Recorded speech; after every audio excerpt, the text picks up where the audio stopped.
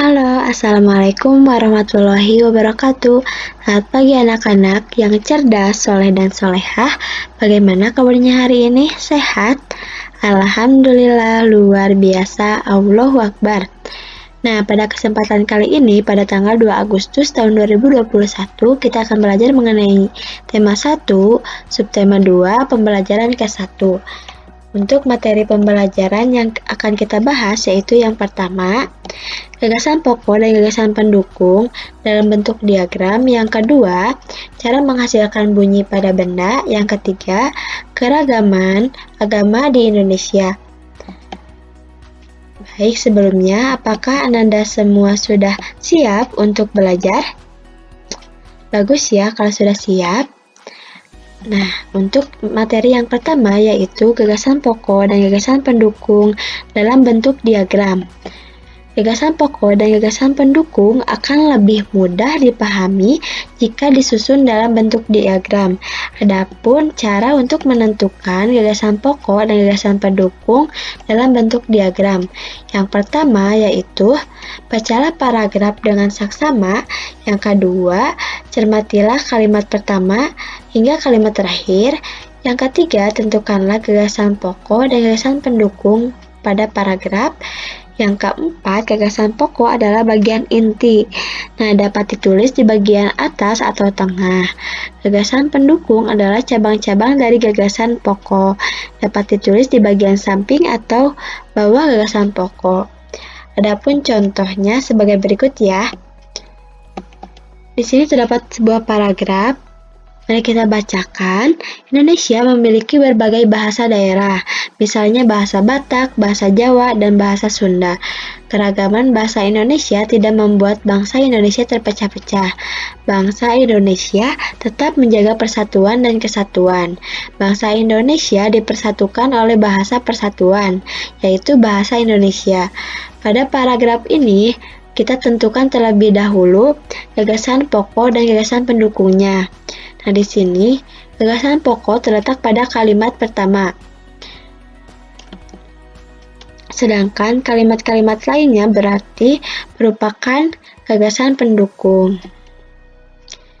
Berikut contoh dalam bentuk diagramnya. Nah, di sini gagasan pokok merupakan inti yang berada di tengah.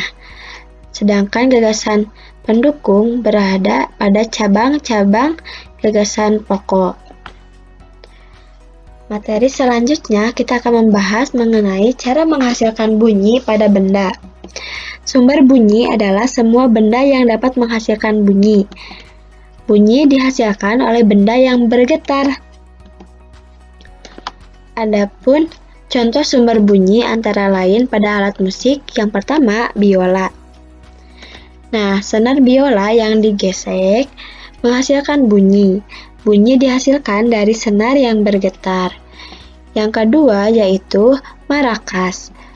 Marakas yang digoyangkan akan menghasilkan bunyi. Butiran-butiran dalam marakas ini saling bertumbukan sehingga menghasilkan bunyi. Yang ketiga yaitu gendang. Saat dipukul, kulit gendang akan bergetar dan menghasilkan bunyi. Kemudian materi yang selanjutnya yaitu mengenai keragaman agama di Indonesia. Indonesia mengakui 6 agama yaitu Islam, Kristen, Katolik, Hindu, Buddha, dan Konghucu. Yang pertama yaitu agama Islam. Kitab suci Al-Quran, tempat ibadah, masjid, hari besar keagamaan yaitu Idul Fitri, Idul Adha, Tahun Baru Hijriah, Maulid Nabi Muhammad SAW, dan Isra Mi'raj. Yang kedua, agama Kristen. Kitab sucinya yaitu Alkitab, tempat ibadah gereja, hari besar keagamaan yaitu hari Natal, hari Jumat Agung, hari Paskah, dan kenaikan Isa Al-Masih. Yang selanjutnya yaitu agama Katolik. Kitab suci agama Katolik yaitu Alkitab, tempat ibadah di gereja, hari besar keagamaan yaitu hari Natal, hari Jumat Agung, hari Paskah, dan kenaikan Isa Al-Masih. Yang selanjutnya yaitu agama Hindu. Kitab suci agama Hindu yaitu beda. Tempat ibadah yaitu di pura, hari besar keagamaan, hari Nyepi, hari Saraswati, dan hari Pagar Besi. Yang selanjutnya yaitu agama Buddha. Kitab suci agama Buddha yaitu Tripitaka, tempat ibadah di wihara, hari besar keagamaan, hari Waisak, hari Asada, dan hari Katina. Selanjutnya yaitu agama Konghucu. Kitab suci Sisu Wujing, tempat ibadah kelenteng, hari besar keagamaan yaitu tahun baru Imlek dan Cap Gomeh. Baik, terima kasih. Ananda kelas 4 AB SDN Palasari 3. Mohon maaf apabila ada salah kata yang diucapkan. Sekian. Wassalamualaikum warahmatullahi wabarakatuh.